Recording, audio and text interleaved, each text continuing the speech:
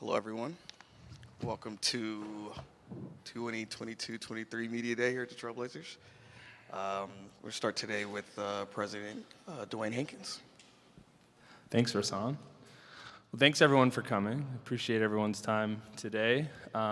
Just want to talk a little bit about some of the business stuff and then we'll take on some questions. So from a season ticket perspective, we renewed about 85%, which is actually our lowest since 2012-13. So obviously some work to do on that, and it's been a challenge with the last couple of years, obviously with COVID and all the things that have been going on. We had a robust summer of events and concerts on campus, and our season ticket holders are obviously phenomenal. They've done a fantastic job showing up. One thing we're excited about is coming back to the Moda Center this year. At concerts and events, we've seen that no-show rate really go down. So we were at about 26% last year for games, which means that out of all 4 tickets being used, 1 ticket was not showing up. So we're excited to see that rate go down, and we've seen it go down with some of the concerts and events that we've had this year. And yeah, all indications are that our season ticket holders are feeling fine, they're feeling safe, they're feeling good about coming back. On the commercial partnership side, we're excited. We've got a lot of really great partners that have come on. Alaska Airlines has come on in a big way to renew their partnership. Avaka, which you've seen, is new in the broadcast space and is another new option for fans to be able to watch games. And both of those partners are at the Rose City status. And then we just finished hosting another successful Rip City rally with Moda. So that's the first time we've been able to do that in an event in a couple years. As it relates to the ground lease, with the extension of the VMC happening this week, our fearless government affairs person, Chris Oxley, is going to be taking those conversations on with the city. That should wrap up sometime this week, and then we begin, after the first of the year, starting to talk with the city about the ground lease here at the Moda Center once that extension's done on the Coliseum. So we're excited about that. From an arena event perspective, it's been a very busy fall and summer. Lots of events that have been scheduled and rescheduled 2 or 3 times have all happened this year. So we had Kendrick Lamar, which was really successful. We've had a couple other big shows like Roger Waters. November's going to be really busy with Post Malone, Lizzo, and Dave Matthews, and then that goes into a busy spring as well. So in addition to that, we're obviously hosting the Phil Knight Invitational, Phil Knight Legacy event to honor Phil Knight on his 85th birthday. So we're excited about that. That happens Thanksgiving weekend.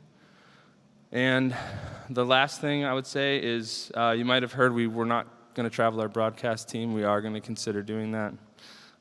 We're one of the few teams that has creative control of our broadcast. So we're really excited about some of the things that we're going to be able to do differently. We've just hired a new stats analyst, Corey Jez. You'll see him walking around here today. We're excited to have him.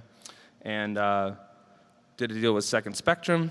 So they're helping us with a lot of the stats feeds and things like that.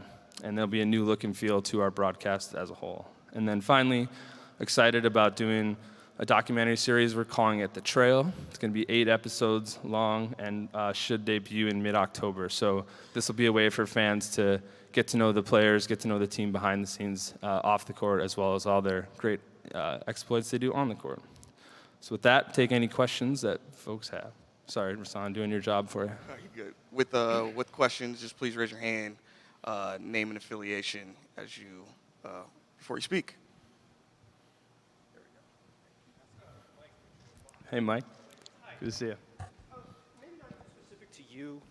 Maybe not even specific to you, but like just sort of the climate of regional sports networks. Do you see a future where the big streamers pick up RSNs? That's a great question. So I do think that the big streaming companies have a lot of interest in sports, and they have had it at the national level, of course, whether it's been Thursday Night Football, MLB, or other things. They haven't shown a ton of interest on the regional side in any way that is meaningful. I do think that RSNs, it's a tough business model. I think it was during the pandemic, the amount of people that dropped their cable and then never came back was quite a lot, and it's affected a lot of these RSNs differently. I will say, with Root, we're really excited that that station is owned primarily by the Mariners, and with us, the Kraken, and the Mariners, they're really doing fine financially, and you're not seeing that with some of these other RSNs. So. Aaron Fentress, the Oregonian. You mentioned these season ticket renewals as being low for you guys. Do you attribute that mostly to the COVID situation and/or the tanking at the end of the year, the upheaval with the GM position, and just the general uncertainty with Dame at times? Yeah, thanks, Aaron. Honestly, it's tough to say exactly where it comes from. We had a lot of accounts that we gave accounts the option to pause last season and the last 2 years. So there was a lot of folks that had been season ticket holders for 2 years who had elected to pause and then didn't come back. So we think that's primarily what it is. Certainly, potentially, team performance might have played a role. Obviously, it typically does during these renewal rates. Like I said, the last time we were this low, we were 80% in 2012-13. But I'll say it again, like our season ticket holders are phenomenal. For us to have 85% after the year that we've had on the court and then the year that we had in Portland with COVID and all the other things, we're pretty happy about it. So. Sean Hyken, Rose Garden Report. You have talked before about wanting to bring the AllStar Game to Portland. I believe the next one that's open is 25 as far as a year. Are you actively planning on submitting a bid for that year? I don't know if we'll submit a bid for that year, Sean. I think our hope is to keep saying this AllStar Ready for the end, probably more towards the end of this decade. There's a lot of things that are going to happen around the Rose Quarter, whether it's work that's being done on I-5, whether it's our own work that we have to do on the arena here, or the development of the Rose Quarter itself. So our goal would be to make this entire campus AllStar Ready by 2030. And with the teams that have had All-Star games in recent years, the Clevelands and the Salt Lake Cities, we believe we have the readiness in the city to be able to get one. And we think, this team's been here for 52 years, has had incredible fan support during all that time.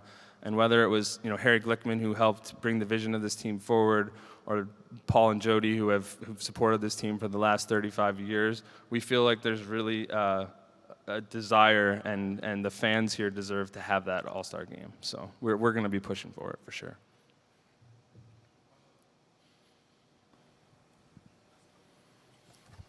Sorry about the sun in your eyes there, Jason.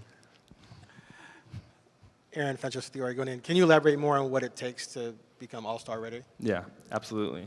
So obviously what we have heard in the past from the league is not having enough hotels. We're seeing a lot of those hotels come up. The last time we bid, we didn't have this Hyatt, which was right over here. That Ritz-Carlton that's getting built will be another big benefit of that. But I just think it's more around the things that we need to do in the Rose Quarter and the arena. So the last time we would have bid for a game, those requirements from the league around what the arena needs to look and feel like, we're probably behind in those areas. So we need to improve, whether it's scoreboard or other things that we would need to do. So that would be part of a bigger, renovation that would happen again in the next few years. So. Dewayne, there's been some reporting recently that Portland is one of the six cities that's on a short list to possibly get a WNBA expansion team, and the Blazers put out a statement saying that they would support that. Is that something that you guys are actively involved in right now, or is there any kind of update on where any of that stands? Yeah. We've been talking to one of the groups that's interested in owning the team, and when you talk to them, they have a real passion for the sport, and for no other reason, just to see that type of passion and ownership group as part of those that represent the WNBA, I think would be a huge benefit. So you just take that part aside, the ownership is very excited. And then secondly, Portland is obviously, with the support of women's sports in this city, I think it would be really, really successful. So we're excited. Anytime people want to bring more basketball to this Rose Quarter campus, the better for us. And so, we're here and standing by and supporting whatever effort that looks like, for sure. We can take a couple more if there are any. All good? Okay. Thank you, Dewayne. Thanks, everyone.